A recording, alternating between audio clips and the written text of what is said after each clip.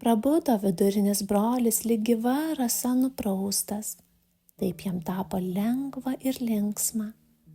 Visos abejonės jam atrodė juokingos.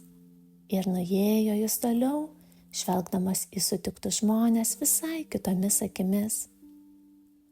Matyti ir žmonės ėmė kitaip žiūrėti į jaunuolį, nes niekas jau nebekvietė jo į savo namus ir daugiau nevadino nei keistu, nei stebinančiu. Niekas neįkalbinėjo likti ir atsisakyti planų eiti į baisųjį miestą. Pripažino jo uždavinį ir tik dar malonesni tapo jam žmonės. Vis dažniau kieno nors gailestinga ranka įbrukdavo jam kuklų raštelį, o lūpos stroviai sušnibždėdavo: paimk dėl Dievo, atleisk, kad nedaug, bet gal pravers. Ir dažniausiai tai būdavo puikios merginos ar visiški seniai.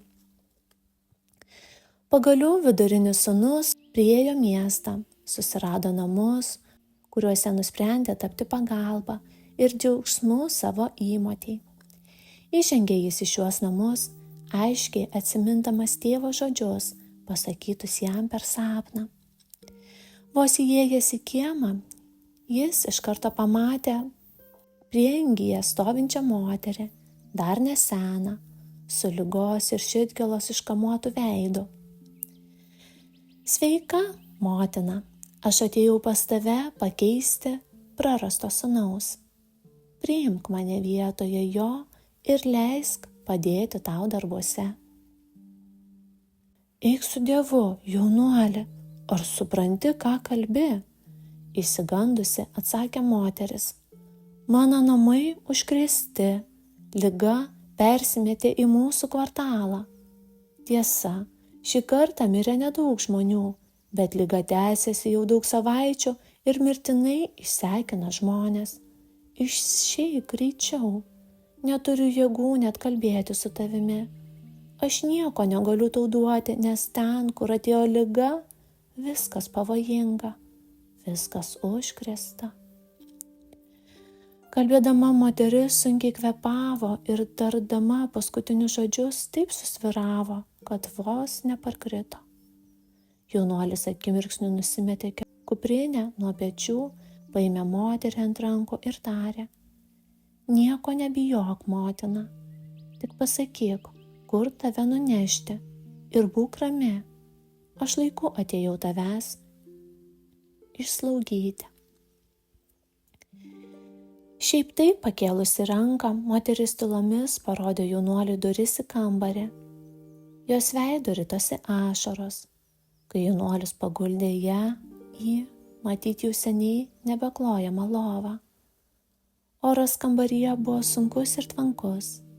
Ant grindų, taip pat seniai nešluotų, buvo daug šiukšlių. Jaunuolis atidarė langą ir šypsodamasis verkiančiai moteriai, pats buvo visiškai ramus. Neverk, motina, aš tau sakiau, kad atėjau išslaugyti. Štai dabar pamaitinsiu tave, tarsi žinojo geri žmonės, kad greitai prireiks man jų gerybių. Tuoj išvirsiu tau pieniškos košės ir kiaušinį. Tik pasakyk, kur tavo krosnis? Paklausė jaunuolis, dairydamasis aplink ir niekur nematydamas nieko panašaus į krosnį. Moteris parodė jam į sunkią, margą užuolaidą tolimesniame kambario kampe. Atitraukęs ją, jaunuolis pamatė mažą krosnelę, greta malkas ir krūvą šiukšlių. Greitai užrūkęs ugnį, išvirė valgį, pavalgydino ligonę, o ši pavalgiusi taip pat užmigo. Naudodamasis jos miego, svečias sutvėrė kambarį, išnešė šiukšles ir kibirus su užsistovėjusiu vandeniu, sutvarkė prieangį ir atsisėdo prie lovos laukti prabundant savo įmotės. Jo mintis grįžo prie tėvo žodžių. Jis prisiminė savo gimtuosius namus, palygino tėvo žodžius su savo gyvenimu, metai po metų įdėmiai peržvelgė tėvo elgesį ir įsitikino, kad pats tėvas gyvena būtent taip, kaip jam kalbėjo sapne. Stengėsi prisiminti suirzusi ar piktą tėvo veidą, nors vieną žodį ištarta pakeltų tonų, bet nieko. Be nuolatinių malonių žodžių, geraširdės šypsenos, kartais šmėstelėdavusios su humoru, prisiminti negalėjo. Jis ėmė įdėmiai apžiūrinėti miegančiosios veidą. Kiek daug kančios ir nerimo buvo šiame senstančiame veide. Jaunuolis iš visos širdies pagailėjo vargšės moters ir mintyse pasakė sau: mylėsiu tave visa širdimi, gyvensiu pas tave, lyg mano tėvas būtų greta su manimi, lyg svarbiausias mano gyvenimo reikalas pakeisti tau sūnų ir pažadinti tavyje džiaugsmą. Gyvensiu greta tavęs taip, kad tavo širdis pailsėtų, kad įsiplėstų šviesa tavyje. Stengsiuosi perduoti tau tvirtumą ir tikėjimą, kad mano tėvas greta, kad jis mato ir girdi viską, ką mes darome. Nuoširdžiai tarnausiu tau ir tu įsitikinsi, kad ne tik kraujo ryšys džiugina žmonės. Įsitikinusi ir pati rasi naują gyvenimo tikslą – atiduoti žmonėms paprastą gerumą. Tada aš eisiu toliau ir nereikės tau nei ramentų, nei atramos. Jie reikalingi žmogui tol, kol jis gyvena apie save. Kai tik nustoja galvoti apie save ir per kiekvieną susitikimą priima jo mintis, pirma jo mintis būna sutikto žmogaus reikalai, nuo tada lengvai ir linksmai teka jo dienos ir džiaugsmas skamba širdyje. Sūnui grimstant į savo mintis, jos vis labiau susiliejo su tėvo mintimis ir jam ėmė atrodyti, kad ne jis pats savo kalba, bet vėl tėvas siunčia jam laiminantį žodį. Ir toks džiaugsmas, tokia ramybė užpildė visą jaunuolio esybę, kad jam atrodė, jog laimingesnės dienos jis nepatyrė per visą savo gyvenimą.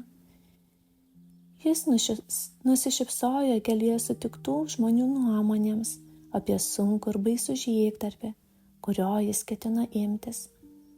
Savo dabartinį gyvenimą jis prilygino ne žygdarbiui, bet pergalingam džiaugsmui. Jis vėl pažiūrėjo į miegančios moters veidą ir pastebėjo, kad jo išraiškas ėmė keistis. Vietoje liūdesio ir nerimo veide atsirado susitaikymas ir ramybė. Ta ramybė, kuria prasideda džiaugsmas. Nespėjus jaunuoliai nusistebėti tokią permainą, moteris sujudėjo, atsimerkė ir su šypsena ištiesė ranką. Nejaugi tai iš tikrųjų, nejaugi tu greta manęs, mano sūnau. Aš seniai saugau tavo miegą, motina. Ką tik man pasirodė, kad tu geriau jautiesi, kad liga mažiau kankina tave. Ligonės veide šmėstelėjo nusivylimas, vėlį užgulė liūdesio debesis, bet ji iš visų jėgų kilstelėjo, ištiesė svečiui rankas ir tarė: atleisk man, kvaileli, nuo sūnaus mirties dienos pirmą kartą susapnavau jį ir mačiau jį kaip gyvą. Tad net supainiojau su tavimi ir prabudusi ne iš karto supratau, kur baigėsi sapno iliuzija ir kur prasideda tikrovė. Todėl ne iš karto nusišypsojau tau, tokiam geram ir myliam. Bet tu juk pats supranti, kas yra motinai tikras sūnus. Ateityje pasistengsiu būti tau dėkinga, kaip tik sugebėsiu. Na tu ką, motina, negalvok apie dėkingumą man, negalvok ir apie sūnaus mirtį. Tu tik įsivaizduok, kad jis gyvas ir visą laiką galvoja apie tave lygiai taip pat, kaip ir tu apie jį. Bet kaip jie nuolat žiūrėti tavo ašaras, į tavo nerimą, į tavo kančias. Tu nepagalvojai, bet jeigu susimąstysi, tai išeis, kad sūnus kaltas dėl tavo kančių. Apverkdama tu jį kaltini dėl savo nelaimės. Visos tavo ašaros taip ir teka srautais per jo dabartinius reikalus ir viską ženklina širdgėla. O iš tikrųjų, tai tau vertėtų visiems kalbėti, koks jis buvo tyras ir šventas savo meilę tau, kaip rūpinosi tavimi, kaip stengiasi kiekvieną tavo dieną pripildyti linksmumo ir ramybės. Stenkis dabar rodyti visiems, kad jis ne veltui gyveno šalia tavęs, kad tavo širdyje liko amžina jo darbų tau atmintis ir kad ne ašaromis bei liūdesio tu nori padėkoti jam už gyvenimą su tavimi, bet savo darbo dėl artimųjų. Tuo laimingu ir ramiu darbu, kurio jis nebaigė, taip anksti išėjęs, bet kurį už jį padarysi tu. Galvok apie jo išsilaisvinimą, apie tai, kad tu padedi jam išsilaisvinti, o ne apie savo liūdesį. Kad ir kiek tu klausytum tėvą, gyvenimą ir visus išminčius, kodėl už ką mirė tavo sūnus toks jaunas, tu negalėsi gauti atsakymo, nes akis, kurios verkia, negali pamatyti tiesos. Verkia visada dėl savęs, nors ir nuoširdžiai galvoja, kad verkia dėl kitų. Niekada neatėjo į galvą mintis, kad mano ašaros gali apsunkinti sūnų ir trukdyti jam, bet dabar, mano draugė, man tarsi nušvito, kaip žaibas perskrodė mintis, kad tarp žmonių egzistuoja gyvas ryšys, nors jie ir nemato vienas kito. Ačiū tau. Būk man sūnus, kurį atsiuntė likimas. Ne kartą galvojau, kad jeigu gailestingumas atsiųstų man jaunuolį, kuris panorėtų būti mano sūnumi, aš žinočiau, kad man atleista, kad galiu tikėtis išpirkti visą savo gyvenimo netiesą. Stengčiausi naujai mylėti atsiųstą sūnų, naujai perduoti jam visas širdies ir minčių jėgas, jo asmenyje šlovinčiau Dievo pasaulį. O dabar, kai tu atėjai, aš nieko be savo ilgesio ir ašarų nepasitikau tavęs. Vis tebeverkdama kalbėjo moteris. Švelniai paglostė sūnus jam ištiestas rankas ir atsakė: kad ir kaip tu prabudai, laikas jau prabėgo ir nusinešė savo poelgį. Jeigu šią akimirką sakai, kad dvasia supratai, kaip reikia elgtis gyvenime, ką mums su tavim tiek daug kalbėti apie praeitį. Kelkis, sveik ir abu kiekvieną dieną visais savo veiksmais rodysime įsitikinimą, kad kaip tik šis eilinis darbas ir yra pats svarbiausias, pagrindinis. Gyvensime taip, sutelkę dėmesį ir gerumą, o visa kita tegul klostosi kuo geriau visiems. Neleiskime laiko veltui žodžiams. Matau, kad nėra malkų ir vandens.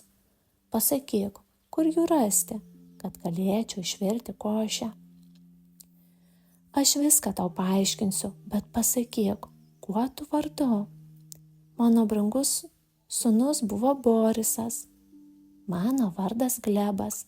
Vadinasi, aš tavo sūnui brolis, nusijuokė jaunuolis. Kaip keista, mano naujas ir brangus sūnau Glebai, susimąsčiusi tarė motina. Nuo pat vaikystės mano Borisas vis kalbėdavo, kad jis tikrai turės brolį Glebą, bet aš nepagimdžiau jam brolio, o tėvas gyvenimas pasiutė jam Glebą tik tada, kai jo paties jau nėra. Ašarų upeliai tekėjo moters skruostais. Vėl tu, motina, verki, o juk jam, Borisui, dabar turbūt skaudu. Ir jo noras išsipildė, ir tu dabar ne viena, o vis negali pasiųsti jam džiaugsmingos sveikinimo šypsenos, kad jam būtų lengviau. Kaip manai, mes tik nusprendėme gyventi linksmai, kad kiekvienam šalia mūsų būtų paprasčiau, lengviau ir linksmiau. O štai tą, kurį vadini pačiu artimiausiu ir mieliausiu, vėl nuliūdinai, apsunkinai jo kelią, iš savo ašarų supylusi naują balą jam po kojomis. Daugiau nebeverksiu, Glebuška, štai matai, ten toliau malkinė, ten sudėtos malkos, tik sukapoti reikia smulkiau, o kai pasuksi už malkinės, pamatysi upelį su mažu kriokliu. Jame puikus vanduo ir vaizdas ten. Neatsižiūrėsi, Borisas jį labai mėgo. Glebas pasiėmė kibirus ir apsimetė nepastebėjęs, kaip tardama sūnaus vardą motina slapčia nusišluostė ašarą. Pradėjo bėgti ramios Glebo dienos. Po kiek laiko jis sutvarkė visus namus, pataisė stogą, atgaivino ūkį, o ir motinos sveikata diena po dienos vis gerėjo. Vis rečiau liejosi jos ašaros, vis labiau linksmėjo jos veidas, vis žvalgiau skambėjo balsas. Bet per miestą ir jie pačią užgriuvusius nelaimės metus atsiradęs įprotis bijoti žmonių dar buvo labai gajus. Nemažai pastangų dėjo Glebas, kovodamas su motinos baime, bet visgi įveikė ir šią kliūtį, įkalbėjo ją atverti vartus, atidaryti visą laiką uždarytas duris bei langus ir leisti žmonėms užeiti pas juos. Pagalvok, motina, dėl ko tu gyveni šią dieną, kad bijotum.